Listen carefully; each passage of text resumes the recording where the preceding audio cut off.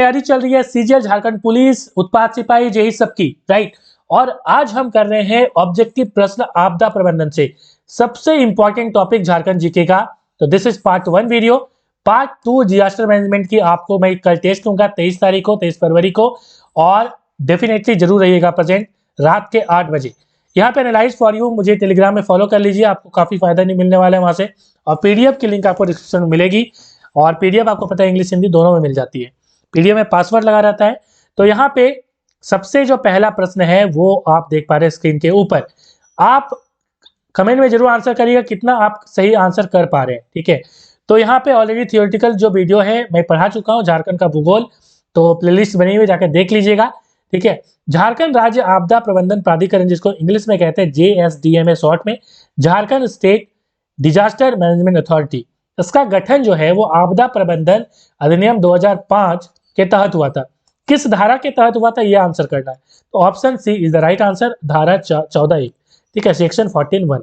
अगला सवाल है, झारखंड राज्य आपदा प्रबंधन प्राधिकरण में अधिकतम कितने सदस्य हो सकते हैं?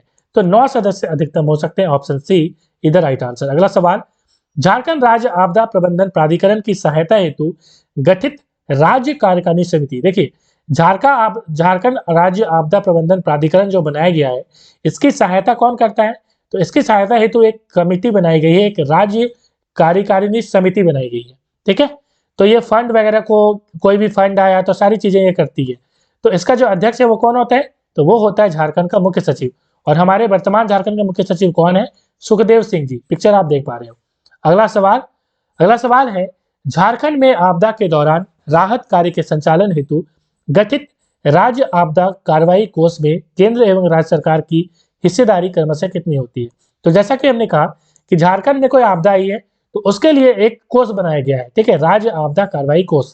इसमें केंद्र भी मदद करता है और राज्य भी देता है फंड, पैसा जो है दोनों की तरफ से आता है। 75% केंद्र देता है, 25% राज्य देता है। तो सबसे पहले ध्यान से क्वेश्चन को पढ़िए, पहले केंद्र लिखा है फिर राज्य लिखा है, इसका मतलब केंद्र पहले यहाँ ऑप्शन में होगा, तो केंद्र 75 और राज्य 25, इसका मतलब option C is the right answer. चलेंगे नेक्स्ट सवाल की ओर। अगला सवाल है, झारखंड राज्य आपदा विभाग का गठन किस वर्ष किया गया था? तो ये 2004 में किया गया था, option C is the right answer. अगला सवाल है, झारखंड सरकार द्वारा आपदा प्रबंधन ज्ञान सह प्रदर्शन केंद्र, जिसको सृजन बोलते हैं, का गठन किस उद्देश्य से किया गया? देखिए हमारे झारखंड में कई सारे सृजन सेंटर आपको मिलेंगे। इसका काम क्या होता है, कोई भी आपदा आई, ठीक है, तो उसमें रिसर्च करना है, ठीक है। मान लीजिए सूखा आ गया तो उसमें रिसर्च करना है, बाढ़ आ गया तो उसमें रिसर्च करना है, कहीं भूकंप आ गया, तो सबके लिए अलग अलग संस्थाएं बनाई गई है जिसको हम लोग सृजन बोलते हैं। जैसे बीआईटी मेसरा एग्जाम्पल है, ठीक है, बीआईटी मेसरा जो भूकंप के लिए जो है देखती है, भूकंप आ गया तो बीआईटी मेसरा देखेगा। उसी तरह से आपको पता है ISM धनबाद, जिसको Indian school of mines Dhanbad कहते हैं, आजकल इसका नाम IIT धनबाद हो गया है, ठीक है। तो कोई भी खनन होगा, मतलब माइनिंग वाला कुछ होगा, तो वो कौन देखेगा? ISM धनबाद देखेगा। समझ में आ रहा बात? तो किस उद्देश्य से किया गया है? तो आपदा के पश्चात राहत कार्य को प्रगति प्रदान करने हेतु, आपदा के बचाव हेतु, ये तीनों ही सही होगा, इसका मतलब option D is the right answer, ठीक है, उपरोक्त सभी। अगला सवाल है, झारखंड राज्य में सूखा से संबंधित आपदा हेतु निम्न में से कौन सा संस्थान शैक्षणिक एवं तकनीकी कार्यों का संचालन करता है? जो सृजन सेंटर अभी हमने चर्चा की थी। तो यदि सूखा पड़ गया तो बिरसा कृषि विश्वविद्यालय ये काम करेगा, ठीक है, रांची में स्थित है, आपको पता है, आराम से याद रख सकते हैं। कृषि का कोई मतलब सूखा पड़ जाएगा तो कृषि होगा? बिल्कुल नहीं होगा, एग्रीकल्चर, ठीक है। तो सूखा पड़ जाए तो कौन करेगा? तो ये बिरसा कृषि विश्वविद्यालय करेगा, याद रखिएगा। चलेंगे नेक्स्ट सवाल की ओर। राज्य में खनन से संबंधित आपदा हेतु निम्न में से कौन सा संस्थान शैक्षणिक एवं तकनीकी कार्यों का संचालन करता है? आंख बंद करके ISM धनबाद मार दीजिए, भारतीय खनन स्कूल धनबाद, है ना। चलिए, तो खनन में कोई प्रॉब्लम आएगी, मान लीजिए खदान में कोई काम हो रहा है, कोई आपदा हो गया, कोई आदमी उसमें धंस के गिर गया, ठीक है, तो इस तरह से ये काम करेगा। चलेंगे नेक्स्ट सवाल की ओर। अगला सवाल है, झारखंड राज्य में किस वर्ष आपदा प्रबंधन विभाग द्वारा राज्य आपदा प्रबंधन योजना तैयार की गई थी? तो याद रखिएगा, और बहुत इंपॉर्टेंट सवाल, 2009, तो option C is the right answer. चलेंगे नेक्स्ट सवाल की ओर। अगला सवाल है, आपदा से संबंधित विभिन्न पहलुओं के संबंध में प्रशिक्षण प्रदान करने के उद्देश्य से राज्य के किस संस्थान द्वारा आपदा केंद्र प्रबंधन का संचालन किया जा रहा है? तो सही आंसर हो जाएगा यहाँ पे। देखिए, आपदा से संबंधित विभिन्न पहलू जितने भी होते हैं, ठीक है, तो ये काम करता है श्री कृष्ण लोक प्रशासन संस्थान, जो कि रांची में आपको मिलेगा। ठीक है, तो option B is the right answer. चलेंगे नेक्स्ट सवाल की ओर। राज्य में भूकंप से संबंधित आपदा हेतु निम्न में से कौन सा संस्थान शैक्षणिक एवं तकनीकी कार्यों का संचालन करता है? तो भूकंप आ गया, ठीक है, तो भूकंप जब आएगा तो बीआईटी मेसरा करेगा, मैंने बताया था अभी, तो option A is the right answer. Next सवाल की ओर चलेंगे। क्वेश्चन नंबर 12 है, राज्य में बाढ़ से संबंधित आपदा हेतु निम्न में कौन सा संस्थान शैक्षणिक एवं तकनीकी कार्यों का संचालन करता है? तो बाढ़ आ गई तो इसके लिए कौन करेगा? तो बाढ़ के लिए जेसैक करेगा, जेसैक, ये भी रांची में है। इसका फुल फॉर्म यदि आपको पता है तो कमेंट में आंसर करिएगा, आगे इसी वीडियो में हम चर्चा भी करने वाले हैं। चलिए, क्वेश्चन आ ही गया, जेसैक का फुल फॉर्म क्या होता है? तो सही answer option A, Jharkhand space application centre. तो ये स्पेस एप्लीकेशन है, मान लीजिए कहीं पे बाढ़ आ रही है, सूखा आ रही है, कहीं पे जो है मैं बता दूं कि मान लीजिए कुछ भी हलचल होती है, जैसे कहीं पे समुद्र में हलचल वगैरह होती है, तो ये रिसर्च करने का काम करते हैं। चलिए नेक्स्ट सवाल की ओर चलेंगे। राज्य में जंगलों में आग, जिसको दावानल बोला जाता है, से संबंधित आपदा हेतु निम्न में से कौन सा संस्थान शैक्षणिक एवं तकनीकी कार्यों का संचालन करता है? तो इसका भी आंसर जेसैक ही होगा, तो option D is the right answer. चलेंगे नेक्स्ट सवाल की ओर। सवाल है, प्रखंड स्तर पर गठित आपदा प्रबंधन समिति का अध्यक्ष कौन होता है? देखिए, अब आपदा प्रबंधन करने के लिए समिति बनाई गई है, जिसमें जिला लेवल, पहले तो आपका सेंट्रल लेवल पे होता है, ठीक है, उसके बाद जिला लेवल पे आपका सॉरी सेंटर हो गया, सेंटर के बाद राज्य लेवल पे होता है, राज्य के बाद आपको जिला लेवल पे भी होता है, ठीक है, प्रत्येक जिला में, और जिला के बाद आपको प्रखंड स्तर पर भी मिलता है, ठीक है। तो सबका अध्यक्ष अलग अलग है, जैसे सेंट्रल लेवल पे प्रधानमंत्री होता है, राज्य लेवल पर इसका जो अध्यक्ष होता है समिति का, वो मुख्यमंत्री होता है, जिला पे लेवल पे जो है आपको पता है कि दंडाधिकारी हो गया, ठीक है, उसके बाद डीसी हो गया, ठीक है, समाहर्ता हो गया, इन तीनों में से कोई होगा। उसके बाद प्रखंड में प्रखंड विकास पदाधिकारी मतलब बीडीओ होता है। तो हमने पूछा कि प्रखंड स्तर पर गठित आपदा प्रबंधन समिति का अध्यक्ष कौन होता है? तो सही आंसर हो जाएगा यहाँ पे प्रखंड विकास पदाधिकारी, ऑप्शन सी। अगला सवाल, ग्राम स्तर पर गठित आपदा प्रबंधन समिति का अध्यक्ष कौन होता है? तो ग्राम स्तर पर भी जो है एक अध्यक्ष समिति बनाई जाती है, ठीक है, ग्राम स्तर पर। तो ग्राम स्तर पर कौन हो जाएगा? तो ये ग्राम सभा का मुखिया हो जाएगा, ऑप्शन बी, ठीक है। चलिए नेक्स्ट सवाल की ओर चलेंगे। जिला आपदा प्रबंधन प्राधिकरण, जिसको कहते हैं DDMA, district disaster management authority, का नेतृत्व कौन करता है? अभी हमने बताया था जिला दंडाधिकारी भी करेगा, जिला समाहर्ता भी करेगा, तो ऑप्शन दोनों सही है, तो यहाँ पे option C is the right answer. और जेपीएससी 2016 में यह पूछा गया था। नेक्स्ट सवाल की ओर चलेंगे। इनमें से किस वर्ष झारखंड राज्य ने वर्षा की कमी के कारण गंभीर सूखे का अनुभव किया? तो ये 2010 में हुआ था। 24 जिले में यहाँ पे काफी सूखे का सामना यहाँ पे झारखंड में करना पड़ा था, तो option D is the right answer. ये भी जेपीएससी में पूछा गया था। अगला सवाल, आपदा प्रबंधन अधिनियम 2005 की धारा बतानी है आपको। राज्य के राज्यपाल को राज्य में राज्य आपदा प्रबंधन प्राधिकरण की स्थापना करने की शक्ति देता है।